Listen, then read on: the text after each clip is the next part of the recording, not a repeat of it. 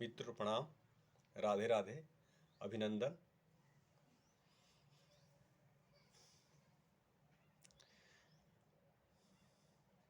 जीवन कोई हंसी मजाक की चीज़ नहीं है। कर्म कोई हंसी मजाक की चीज़ नहीं है। कर्तव्य परायणता और पुरुषार्थ जीवन का मूल उद्देश्य है। आप कर्तव्य परायण हो, पुरुषार्थी बने, यह हमारी कामना आप सब लोगों के लिए है। यह खास मेरी कामना परमात्मा से है कि आप सब लोगों को ऐसी शिक्षा दीक्षा मिले, ऐसे संस्कार मिले कि आप पुरुषार्थी बन सके।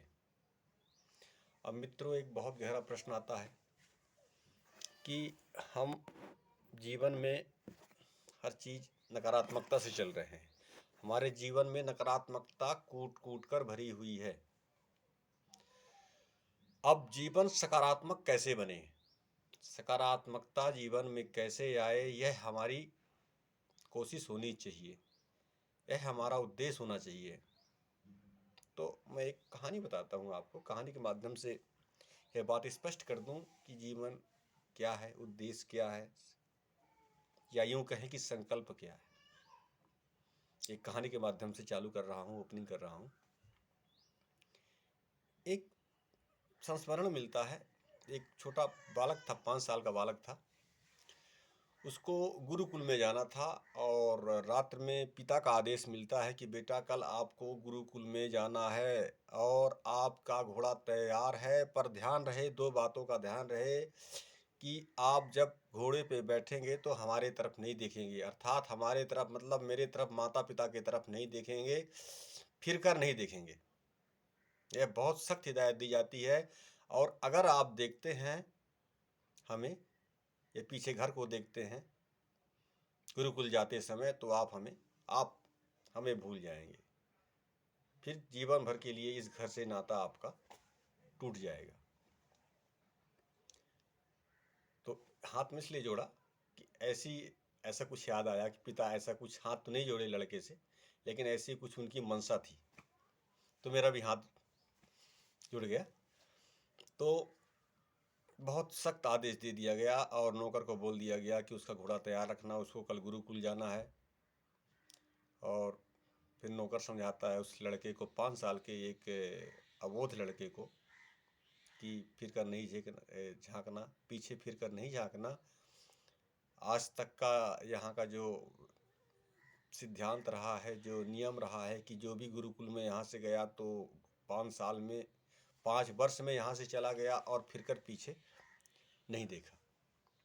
तो आप पीछे फिर कर न देखें। बहुत कठिन परीक्षा है, गुरुकुल जा रहे हैं, तो आप अपने आप पर, लड़के से विशेष गुजारिश करते हैं कि बेटा आप अपने आप पर विशेष इस चीज़ संतुलित हो जाना कि आप कहीं अपने परीक्षा में, अपने कर्तव्य में फेल ना हो जाओ। सुबह आती है, बेटा को घोड़े पे बैठाया जाता है और बेटा जो है घोड़े पे बैठता है और ब्रह्म मुहूर्त में सुबह, और घोड़े पे सवार होके अकेले वो गुरुकुल के लिए चला जाता है। और पीछे फिर कर नहीं देखता। ऊपर से पिता उसको देखते हैं, अपने छत से पिता उसको देखते हैं, माँ भी कहीं से देखती हैं, और वो लड़का अपने घुड़सवार में गुरुकुलम में चला जाता है। अब जब यहाँ से हो जाता है तो उसके लिए और बहुत कठिन परीक्षा होती है और बहुत बड़ा कड़ा संघर्ष होता है कि कहीं इस गुरुकुल की परीक्षा में वो बालक फेल ना हो जाए। उस बालक को स्वयं चिंता होती है कि कहीं मैं फेल ना हो जाऊं। तो गुरुकुल में पहुंचने के बाद वहाँ उस बालक की परीक्षा शुरू होती है और उस गुरुओं द्वारा उसे यह परीक्षा लेते समय, परीक्षा का समय आ गया, परीक्षा लेते समय बोला गया कि आप यहीं चुपचाप बैठें, आंख बंद करके बैठें, और जब तक हम आपसे ना बोले तब तक आप नहीं खोलें, अन्यथा आप इस गुरुकुल में प्रवेश नहीं पा सकेंगे। अब पिता के यहाँ से वह पुत्र तो चला आया, किसी मुश्किल में, किसी कहना चाहिए किसी धर्म संकट में वहाँ से निकला। वो एक परीक्षा वहाँ से पास हुआ, सफल भी हुआ कहा जाए तो। फिर जब उसके बाद गुरुकुल में आता है तो उसके लिए और बहुत बड़ी चुनौती हो गई कि उसको परीक्षा में पास होना है और आंख बंद कर बैठना है, और जब तक गुरुओं का आदेश ना मिले तो उसे आंख नहीं खोलना है। 1 घंटा हुआ आंख बंद किए, कोई आवाज़ नहीं आई कि आंख खोलना है, उठना है। 2 घंटा हुआ आंख बंद किए, बालक बैठा हुआ है, 5 वर्ष का बालक बैठा हुआ है। 3 घंटे हुए, 4 घंटे हुए, इस तरह समय बीतता गया, समय बीतता गया। 6 घंटे हो गए। इस बीच में कुछ बालक भी वहाँ से निकले जो गुरुकुल में पढ़ रहे थे। उस लड़के से चिटपट कर रहे थे, उस लड़के से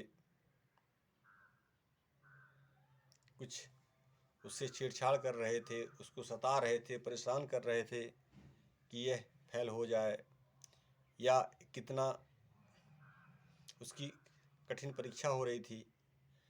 और इस प्रकार 6 घंटे हो गए। उस बालक को आवाज़ आई कि बेटा उठो। गुरुओं की आवाज़ आई कि बेटा उठो, तुम बहुत बड़े संकल्पवान हो, बहुत संकल्पवान हो, तुम्हारे जैसा संकल्प दुर्लभ है। निश्चय ही तुम आने वाले जीवन में, आने वाली पीढ़ी में परमात्मा को पा सकोगे, अपने लक्ष्य को पा सकोगे।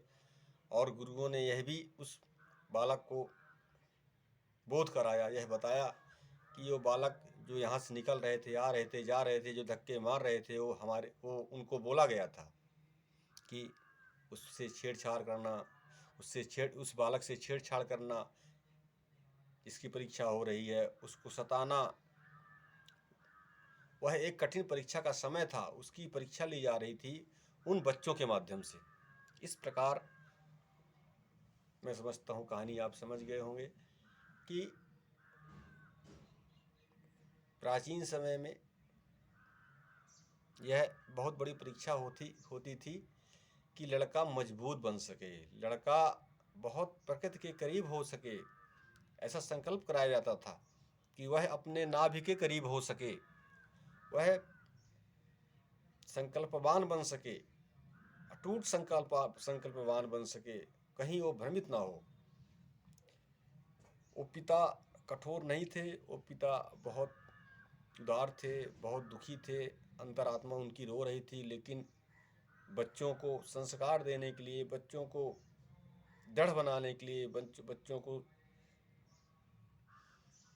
जीवन कर्मठ बनाने के लिए इस तरह के उन पर भार डाले जाते थे, उन्हें इस तरह से तैयार किया जाता था, इस तरह से प्रोत्साहित किया जाता था।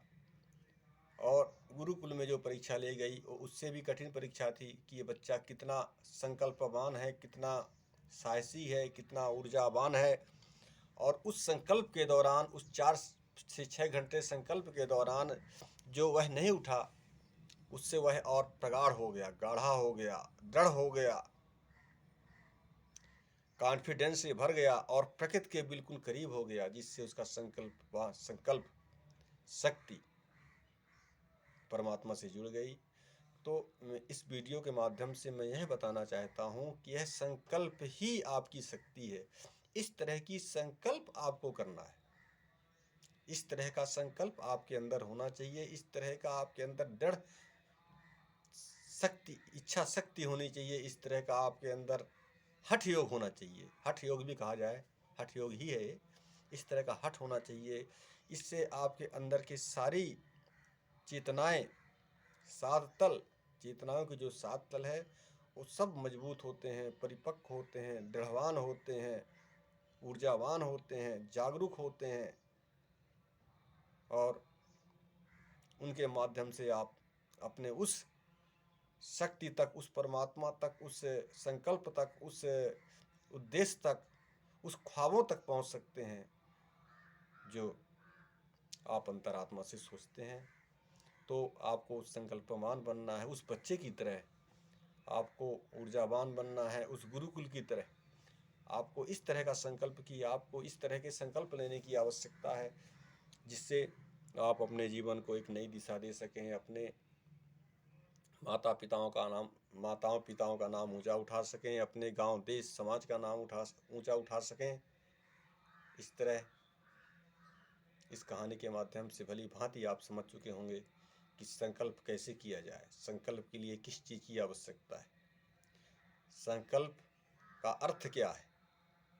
आशा करता हूँ आप समझ चुके होंगे। जो भी आपको समझ में ना आई हो बात, जो भी आपके अंदर जिज्ञासा हो, तो आप कमेंट ज़रूर करें। मैं एक्साइटेड रहूँगा, खुश रहूँगा, प्रतीक्षा में रहूँगा कि आपके प्रश्नों का अक्षर से उत्तर दे सकूँ। और इस वीडियो को ज़्यादा से ज़्यादा लाइक करें, शेयर करें, कमेंट करें। श्री राधे राधे राधे।